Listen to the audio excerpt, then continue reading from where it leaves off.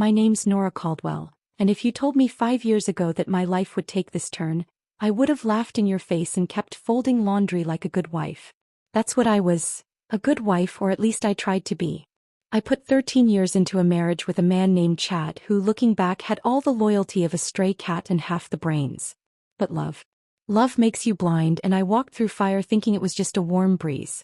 We met when I was 22, wide-eyed and hopeful, fresh out of community college and waitressing to get by.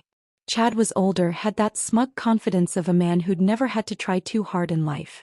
He worked in sales, some vague job involving pharmaceuticals or tech or whatever buzzword he could throw at me to make it sound important.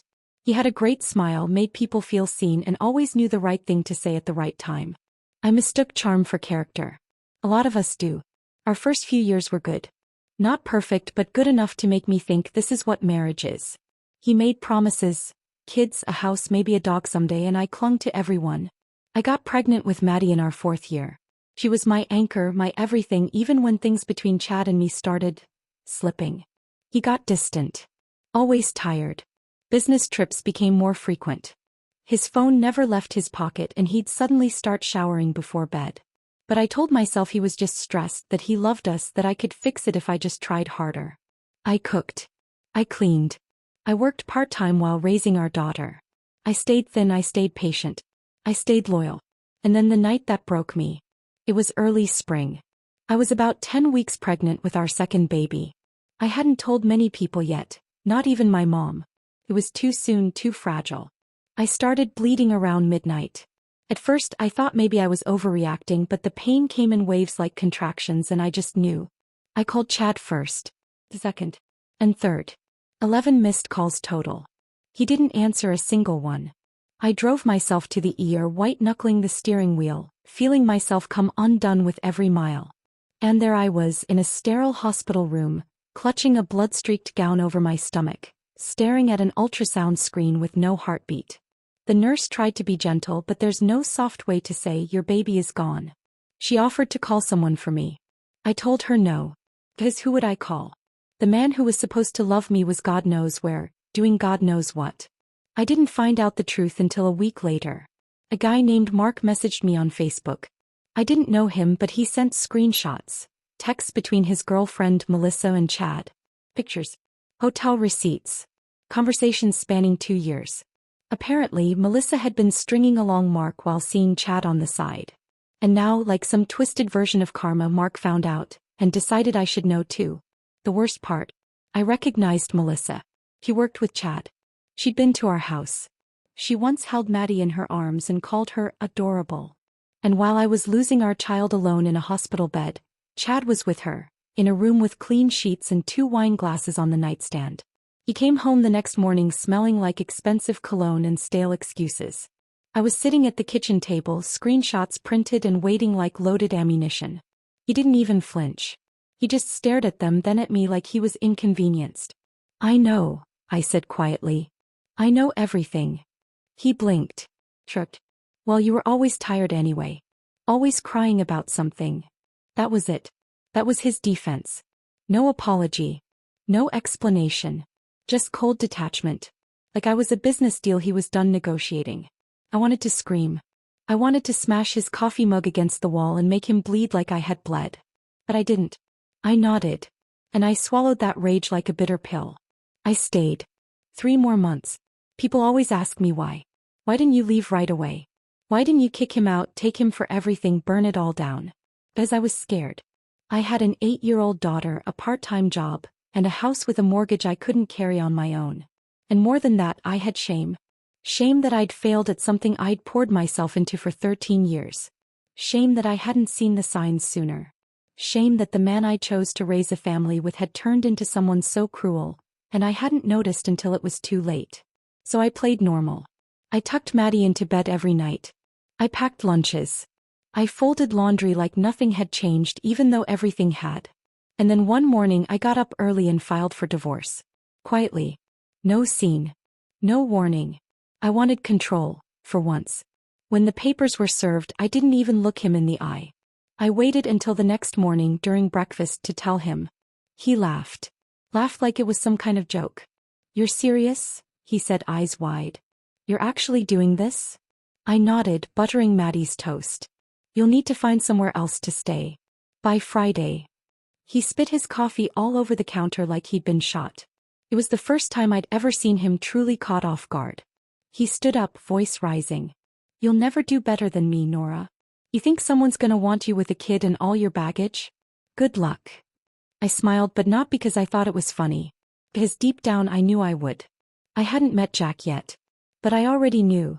Chad had no idea what kind of woman he'd just set free. And when I did meet Jack months later, I'd learn exactly how wrong Chad was. Not just about what I deserved, but about what real strength looks like. But that's another part of the story. This was the end of my first life. The life where I mistook survival for love. Where I gave my heart to a man who saw it as something to use up and discard. The next part, the better part, started the moment Chad walked out that door. And I didn't chase him. The thing about leaving a man like Chad is, you don't walk away untouched.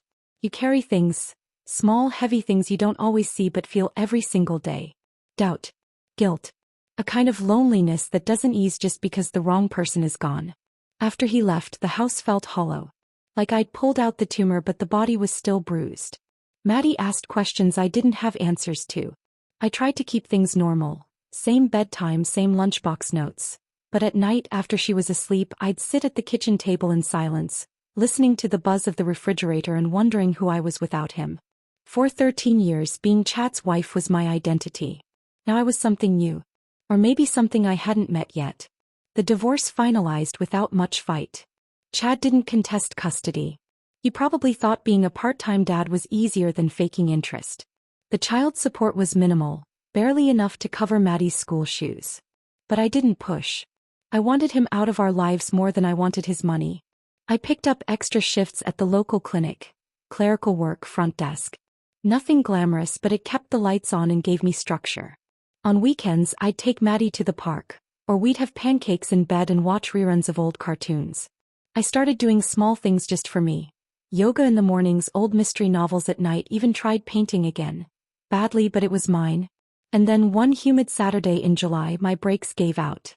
I was driving down a steep road coming back from the grocery store when I felt the pedals sink with no resistance. My heart slammed in my chest. I coasted into a parking lot, hands shaking, adrenaline ringing in my ears. I sat there in the car for a full minute before I realized I needed to do something. I called the closest auto shop I could find. That's when I heard his voice. Red Hill Garage, this is Jack. I still remember that first sound of him, low, steady, unfazed. I told him my brakes had failed and I was stranded. He asked calmly where I was, said he could be there in 20 minutes. He pulled up in a navy blue truck with a dented bumper and music playing low from the speakers. Otis Redding's These Arms of Mine. He stepped out, wiped his hands on a rag and gave me a nod that was more reassuring than any words. He didn't make small talk or flirt or treat me like some damsel. He just got under the car, checked the damage and told me gently, "You're lucky. You didn't have much left in those lines." He offered to tow it himself free of charge. I protested but he waved me off. "Garage is on the way. No trouble." Something about the way he said it, simple, no agenda, made me agree. That's how it started. I didn't see Jack again for 2 weeks. I went to pick up my car fully repaired and found he'd only charged me for the parts. When I asked why, he shrugged. "You looked like you'd had enough trouble that day." I smiled. It was probably the first real smile I'd managed in months. From there, it grew in slow, almost imperceptible ways. I'd stop by the shop if I was driving past. He'd offer me coffee, strong, awful stuff from a cracked pot, and we'd talk. Just about little things at first. Weather. Music. Maddie. He asked about her like she mattered not just to me but to him too. When I mentioned she liked bike rides, he gave me a refurbished one he'd fixed up from scrap. "No charge," he said again, but this time I brought cookies in return. Jack wasn't loud. He wasn't flashy. But he noticed things. Like how I winced when someone mentioned Chad's name. Or how I picked at my sleeve when I was nervous. Or how I always made sure Maddie's needs came before mine, even when it left me running on empty. He never asked for the full story. He let me give it in pieces like pulling thread through a needle. And I did, eventually. I told him about the miscarriage. The betrayal. The way Chad made me feel small, like love was something I had to earn with obedience. Jack just listened. He never told me I should have left sooner, never told me I was dumb for staying. He only said one thing that stuck with me. You don't owe anyone a perfect recovery. You just owe yourself the chance to heal. I think that's when I started to fall for him. It wasn't some grand movie moment. It was quieter than that. Like waking up and realizing the storm is over. Not because the sun came out but because the thunder stopped. Our first date wasn't really a date. He invited me and Maddie to a 4th of July cookout at the shop. Just a few guys he worked with, their families, a cooler full of soda, and fireworks they absolutely shouldn't have been allowed to buy. Maddie adored him. She ran up to him that night holding a sparkler like it was treasure, and he kneeled down to light it for her, eyes twinkling in the red glow. Thanks, Jack, she said softly. He looked at her and said, anytime, kiddo. She called him Jack for the first 3 months. Then one night after he fixed her bike chain she asked, can I call you Dad? I cried in the laundry room that night with the dryer running so no one would hear me. He proposed a year later on the hood of his truck, under a sky so full of stars it didn't feel real. He didn't get down on one knee. He just looked at me and said, you're the strongest woman I've ever met. You've rebuilt everything from scratch. Let me help you carry it from here. I said yes without hesitation. Not because I needed saving, but because I'd finally found someone who didn't ask me to set myself on fire just to keep the house warm. The day we got married was simple. My sister's backyard, string lights, barefoot in the grass. Maddie was our flower girl and our ring bearer and our DJ. We laughed through the whole ceremony, and when Jack kissed me, I didn't feel like I was leaving behind a past. I felt like I was finally stepping into the life I'd earned. And somewhere in the back of my mind I knew Chad wouldn't take this well. He still showed up sometimes. Dropped off a check late. Texted out of nowhere just to stir the pot. One day when he found out about the wedding through a mutual friend, he sent me a message. Wow. Playing house with a grease monkey now. I didn't reply. But Jack saw it. And he just smiled in this slow, calm way, like a man who'd already seen the storm coming, and wasn't even a little bit afraid. Let him come around, he said. I'd love to meet him. And that was when I knew Jack wasn't just a chapter in my story. He was the fire that burned everything toxic down to ash, and helped me build something better in its place. I should have known Chad wouldn't stay gone. He never could stand not being the center of attention, even when he had nothing left to offer. For nearly a year after I married Jack, Chad slithered around the edges of our lives. Late child support payments. Missed visitations. The occasional cryptic text at 1 a.m., usually something like, tell the mechanic to keep his hands off my daughter. At first, Jack offered to handle it. I've dealt with men like him before, he'd say, but I always shook my head. No, I told him. This is mine to finish. What I didn't say out loud was, I wanted Chad to see what I'd become. I wanted him to see what a real man looked like, not just for me but for Maddie. For every time she'd sat by the window waiting for a dad who never showed. For every night I'd held her hand and told her it wasn't her fault. Because no child should have to beg to be loved. The chance finally came on a Sunday in late September. It was one of those warm, golden afternoons where everything felt dipped in honey. Jack had rigged a barbecue in our backyard. Nothing fancy, just burgers, corn, lemonade, and laughter. Maddie was showing off her new bike tricks, my sister and her boys were over, and music drifted from the porch speakers. It felt peaceful. Normal. Like life had finally exhaled. Then I saw the car. A sleek, silver Mercedes pulled up at the curb, tires too clean for our neighborhood. The windows were tinted, but I knew. There was a kind of stillness that fell over me like the air before a storm. I wiped my hands on a dish towel and walked out front just as the door opened. Chad stepped out like he was arriving at a business meeting. Sunglasses, a designer golf shirt, leather loafers.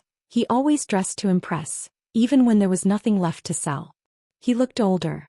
His tan had faded into something dull and dry. His hairline had retreated further than his conscience. But the smugness, that survived. It always did. Thought I'd drop by, he said casually, like we'd just seen each other last week. We weren't expecting you, I replied, arms crossed. He gestured toward the backyard. Maddie's my daughter. I have a right to see her. I didn't say anything. I just stepped aside and let him walk past me toward the fence gate. I followed at a distance, heart pounding, not with fear but something else. Something hot and electric. Then he saw Jack. Jack was by the grill, wearing a faded black t-shirt, jeans and work boots. His left arm, inked from shoulder to wrist in intricate swirling designs, was holding a spatula like it was a sword. His short-cropped hair was slightly damp with sweat, and his back glistened in the sun. The scar across his shoulder blade, the one I'd only seen up close late at night when I traced it with my fingertips, was visible under the loose collar. Chad froze. Froze. 1 foot still mid-step, like his body forgot how to move. Jack turned, noticed him, and gave the smallest polite nod. "You must be Chad," he said, calm as ever. Chad's face went white. Not pale. White. He took a step back like someone had just yelled, "Gun." He opened his mouth, but no words came out. Then he actually looked at Jack. Really looked, and I saw something flicker in his eyes. Recognition. Not from a personal run-in. Not from some shared social circle. But from fear. Deep gut-level fear. Like he'd just realized the predator in the room wasn't him anymore. Jack smiled just a bit. Not mocking. Not cruel. Just calm. Taken. Unbothered. "I've heard a lot about you," Jack said, wiping his hands on a towel. "Glad you came by. Been hoping we'd get a chance to talk man to man." Chad took another step back. He mumbled something, "Nah, I think I left something in the car," and turned. Fast. Too fast. He nearly tripped over his own feet trying to get out the gate. The door of his Mercedes slammed shut seconds later, and the car peeled off down the street like a getaway vehicle. Silence settled over the yard. My sister blinked. "What the hell just happened?" I looked at Jack, stunned. "He knew you." Jack just shrugged. "No, he doesn't know me. But he knows what I am." I couldn't speak. My hands were shaking with leftover adrenaline. Later that night, after Maddie went to bed, I asked Jack what he meant. He poured me a glass of wine, sat down beside me on the couch, and for the first time, gave me a glimpse of his old life. "I used to do security. Overseas work. High-risk ops. I've seen men like Chad, loud, boastful, only brave in rooms where no one challenges them. But they always fall quiet when they're around someone who doesn't need to speak to make a point." I stared at him. He ran like he saw a ghost. Jack smiled, that slow, half-cocked grin I'd come to know. Not a ghost. Just someone who makes him feel like he's not the biggest dog in the yard anymore. That's when it clicked. A few years back, a video had gone viral in certain corners of the internet. Grainy footage from a helmet cam in some war-torn country. A soldier dragging civilians out of a collapsed building. One arm bleeding, the other steady, firing shots into the distance. The man's face was never fully shown. But his build, his stance, it was unmistakable. Chad had shown me that video once years ago. "This guy," he'd said, "he's a machine. Cold-blooded. Like something out of a movie." That guy was Jack. And Chad had just realized the man grilling hot dogs in my backyard was that guy. He never came back. No more late-night texts. No more surprise drop-ins. A few weeks later, a formal custody adjustment request showed up, relinquishing visitation rights. Said he was relocating and unable to maintain consistent contact. Translation: he was scared. Jack never laid a hand on him. Never raised his voice. He didn't have to. Because for men like Chad, being forced to look at what they could have been, but never were, is the most terrifying punishment of all. Me. I didn't celebrate. Not out loud. But the next morning I made pancakes for Maddie and Jack. We danced in the kitchen to Otis Redding, and I watched my daughter sit on Jack's shoulders, laughing so hard she nearly dropped her juice. That was the real victory. Not that Chad ran, but that we kept building, brick by brick, without him. I always thought revenge would feel loud. Like fireworks. A courtroom victory. A public shaming.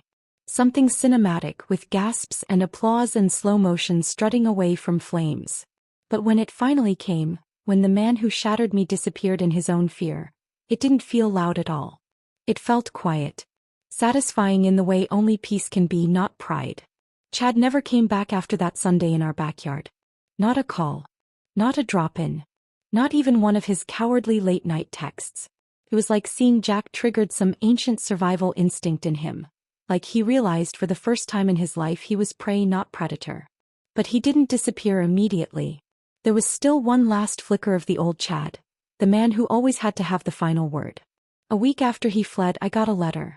No return address, just my name on the envelope in that arrogant, slanted handwriting I used to trace out on birthday cards and Christmas tags. My stomach twisted before I even opened it. felt like a ghost breathing on my neck. Inside, a single sheet of white printer paper. Typed, "You win. I'm not coming back around. He can have you." That was it. No apology. No explanation. Just a bitter, short surrender from a man who'd finally met someone he couldn't manipulate. I stared at the letter for a long time. Not because I was hurt, but because I wasn't. Not even a little. I folded it neatly, walked to the trash can and dropped it in without a word. Jack found me there, barefoot in the kitchen, staring at the garbage like it had spoken to me. "You okay?" he asked. I turned to him and smiled. A real smile. "Yeah," I said. He gave me the ending I needed. It was around then that Melissa messaged me. Yes, that Melissa, the coworker turned mistress. The woman who once played tea party with my daughter while sneaking off with my husband during lunch breaks. We hadn't spoken since the fallout.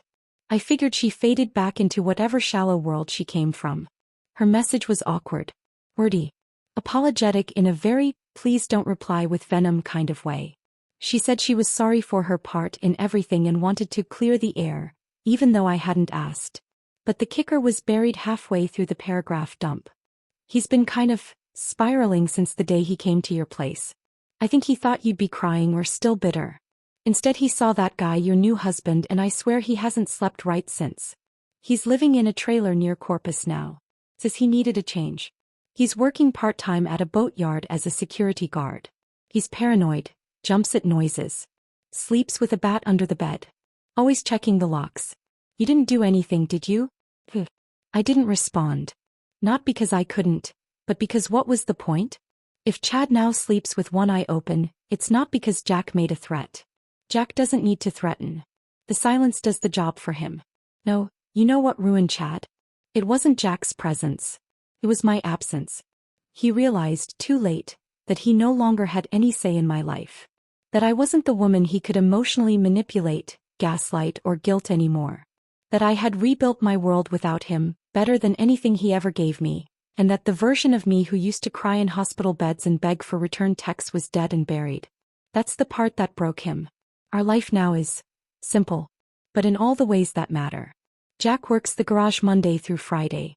Maddie's in middle school, into science fiction and roller skating and already dreaming of building rockets. We have a Saturday morning ritual. Pancakes, a walk to the farmer's market, then back home where Jack teaches her how to change oil or fix brakes on a junked-up old Beetle he calls therapy on 4 wheels. Sometimes I catch her looking at Jack with this quiet admiration, and I know she's storing up moments. Lessons. Examples. She knows what a good man looks like now. What a safe home feels like. That's something Chad could never have given her, even if he tried. Not long ago I found that video again. The one Jack was in. Grainy helmet cam footage from some forgotten conflict overseas. A soldier dragging hostages to safety, blood on his uniform, gunfire in the distance. No fear in his eyes, just focus. Precision. Calm in the chaos. When I showed it to Maddie, she stared wide-eyed. "That's Jack?" she asked. "Yeah," I said. "Before we knew him." She was quiet for a long time. Then she whispered, "He's brave." And I said, "He still is. Just in a different way now." Because Jack's bravery isn't about guns or combat. It's in the way he loves gently. How he shows up always. How he never makes me beg for time or presence or effort. He doesn't punish me for needing things. He doesn't compete. Just hold space. For me. For Maddie. For the life we're still building. Me. I'm not broken anymore. I'm strong. Not because I had to be, but because I finally chose to be. So what's the final word? It's this. You don't have to scream to win. You don't need fire and fury and a public takedown. Sometimes, real revenge is healing so loudly that the person who tried to destroy you hears it from miles away and flinches. Because he knows he'll never get near you again. He'll never have that version of you again. And in the quiet spaces of your rebuilt life, your Sunday mornings, your laughter-filled kitchens, your scarred but still beating heart, you find that what was taken from you is gone. But what you created from the ashes is worth so much more. Thank you so much for listening to my story. Your support means everything. If this story touched you or made you think, please subscribe to our channel for more real, powerful stories.